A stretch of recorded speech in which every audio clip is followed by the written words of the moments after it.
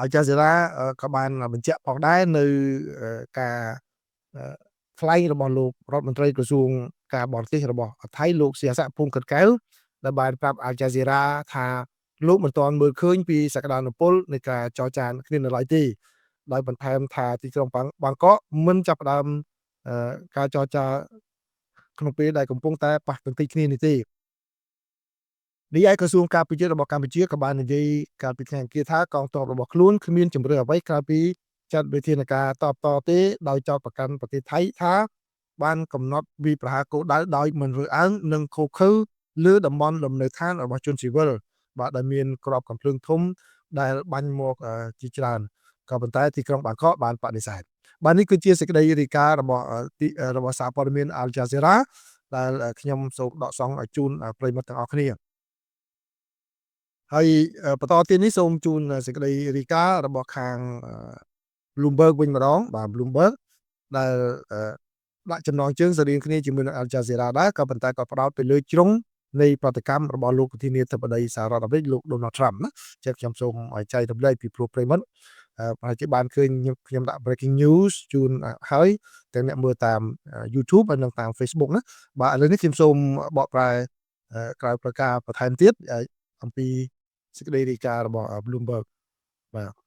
ប្រធានាធិបតី Donald Trump មានគម្រោងនឹងសន្ទនាគ្នាជាមួយនឹងមេដឹកនាំប្រទេសថៃនិងកម្ពុជាខណៈដែលមនុស្សជាងកន្លះលាននាក់បានភៀសខ្លួនចេញពីការប៉ះទង្គិចតាមព្រំដែនឡើងវិញដែលជាចំនួនមួយក្នុងចំណោមចំនួនចំនួន8ដែលមេដឹកនាំសហរដ្ឋអាមេរិកបានអះអាងថាជាមូលហេតុនៃការបញ្ចប់ចំនួននេះការប្រយុទ្ធគ្នារវាងប្រទេសជិតខាងដែលបានសម្លាប់មនុស្សយ៉ាងហោចណាស់13នាក់បានទូឡើងកាលពីចុងសប្តាហ៍តាមបណ្ដោយព្រំដែនប្រវែងជាង800គីឡូម៉ែត្ររបស់ប្រទេសទាំងពីរភាគីទាំងពីរបានបាញ់ទម្លើងធំតបដាក់គ្នាទៅវិញទៅមកហើយប្រទេសថៃបានប្រើប្រាស់យន្តហោះ F-16 បន្ទាប់ពីចោទប្រកាន់ថាកម្ពុជាបានបាញ់រ៉ុកែតចូលក្នុងតំបន់ស៊ីវិលលោកត្រាំបានថ្លែងនៅក្នុងពិធីមួយកាលពីល្ងាចថ្ងៃអង្គារនៅរដ្ឋ Pennsylvania ថាថ្ងៃស្អែកខ្ញុំនឹងត្រូវទូរស័ព្ទទៅ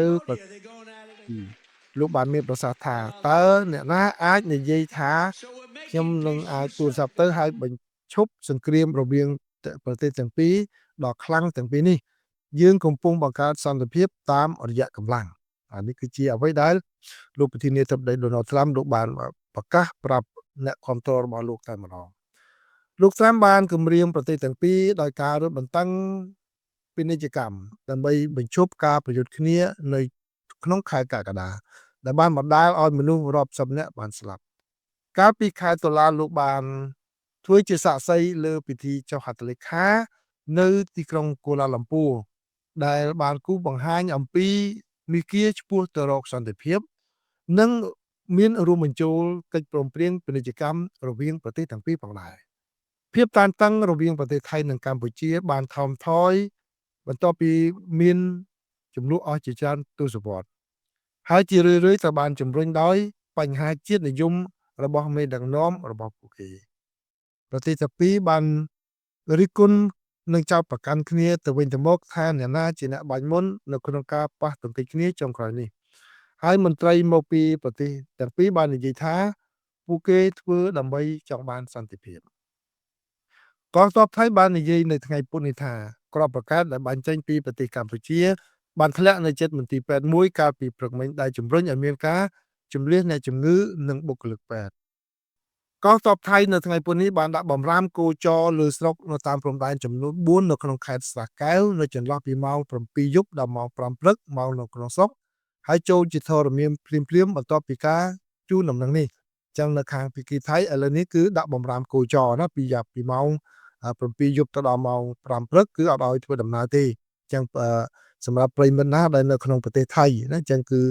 ត្រូវដឹងអំពីបំរាមគោចរនៅក្នុងប្រទេសថៃកុំឲ្យមានបញ្ហាអ្វីកើតឡើងកម្ពុជាបាននិយាយកាលពីថ្ងៃពុធថាយន្តហោះចម្បាំងប្រភេទ F-16 របស់ថៃបានហោះហើរពីលើតំបន់ចំនួន3នៅក្នុងខេត្តបន្ទាយមានជ័យជាប់ព្រំដែនភាគប្រយោពមុនពេលទម្លាក់គ្រាប់បែកចំនួន2គ្រាប់លើភូមិមួយក្នុងស្រុកស្វាយជេកកម្ពុជាបានរាយការណ៍ថាជនស៊ីវិលចំនួន7នាក់បានស្លាប់និងមនុស្សជាង120,000នាក់ត្រូវបានជម្លៀសចេញពីខេត្តចំនួន6 ក្រោយមកថៃបដិសេធថាមិនមានការវាយប្រហារបែបនេះកើតឡើងនោះទេសម្ពាធអន្តរជាតិបានកើនឡើងលើប្រទេសកម្ពុជានិងប្រទេសថៃដើម្បីឲ្យបញ្ឈប់ការប្រយុទ្ធគ្នាដែលបានឈានចូលដល់ថ្ងៃទី3បាទលោក Marco Rubio រដ្ឋមន្ត្រីការបរទេសសហរដ្ឋអាមេរិកបានចេញសេចក្តីថ្លែងការណ៍មួយកាលពីថ្ងៃអង្គារដោយជំរុញយ៉ាងខ្លាំងឲ្យបញ្ឈប់អរិភាពជាបន្ទាន់ការការពារជនស៊ីវិលនិងឲ្យភាគីទាំងពីរត្រឡប់ទៅរកវិធានការបន្ធូរបន្ថយភាពតានតឹងដែលបានគូបញ្ជាក់នៅក្នុងកិច្ចព្រមព្រៀងថ្ងៃទី26ខែតុលាលោក Anwar Ibrahim នាយករដ្ឋមន្ត្រីនៃប្រទេសម៉ាឡេស៊ីដែលបានដើរតួនាទីក្នុងការសម្របសម្រួលកិច្ចចរចាបទជបាញ់តាំងពីដំបូងបាននិយាយថាលោកបានសន្ទនាគ្នាជាមួយមេដឹកនាំទាំងពីរគឺប្រទេសថៃនិងប្រទេសកម្ពុជាហើយប្រទេសរបស់លោកនឹងគាំទ្រការសន្ទនាដោយសន្តិវិធីម៉ាឡេស៊ីបានធ្វើកំពុងបម្រើការជាប្រធានបដូវវេនរបស់អាស៊ានលោកអាន់វ៉ាបានសរសេរនៅក្នុងសារតាម Facebook នៅថ្ងៃពុធនេះថាខណៈពេលដែលដំណោះស្រាយច្បាស់លាស់មិនទាន់ទៅបានសម្រេចនៅឡើយការចូលរួមសន្ទនាផ្នែកការទូតប្រកបដោយចីរភាពធានាថាមិនមានឧបទ្ទវហេតុធ្ងន់ធ្ងរបន្ថែមទៀតកើតឡើងក្នុងអំឡុងពេលដ៏សំខាន់នេះទេបាទនេះគឺជាប្រតិកម្មរបស់ខាងអន្តរជាតិនានាពាក់ព័ន្ធជាមួយនឹងការប្រយុទ្ធនេះគឺខ្ញុំបានជម្រាបជូនប្រិយមិត្តផងដែរបាទហើយមានការរាយការណ៍មួយចំនួនដែរកាលពីថ្ងៃម្សិលមិញជាពិសេសនៅពេលដែលលោកសួរយ៉ារ៉ាលោកបានមានប្រសាសន៍ថាកម្ពុជាគឺយើងនៅបើកចំហនៅក្នុងការចរចាជានិច្ចបាទហើយត្រូវបានសារព័ត៌មានថៃហើយនឹងអ្នកដែលហើយនឹងជនជាតិថៃមួយចំនួនបាទយកទៅបកស្រាយច្រឡំបាទគាត់ថាឥឡូវនេះកម្ពុជាសុំចរចាបាទគឺសារព័ត៌មានថៃគាត់រាយការណ៍អញ្ចឹងណាចាំបានន័យថាអ្នកមួយចំនួនដែលចូលចិត្តតាមដានសារព័ត៌មានថៃនឹងគួរប្រយ័ត្នប្រយែងមែនតើណាបាទប្រយ័ត្នមែនតើក្នុងពេលដែលកំពុងតែមានរឿងរ៉ាវដូចនេះបាទ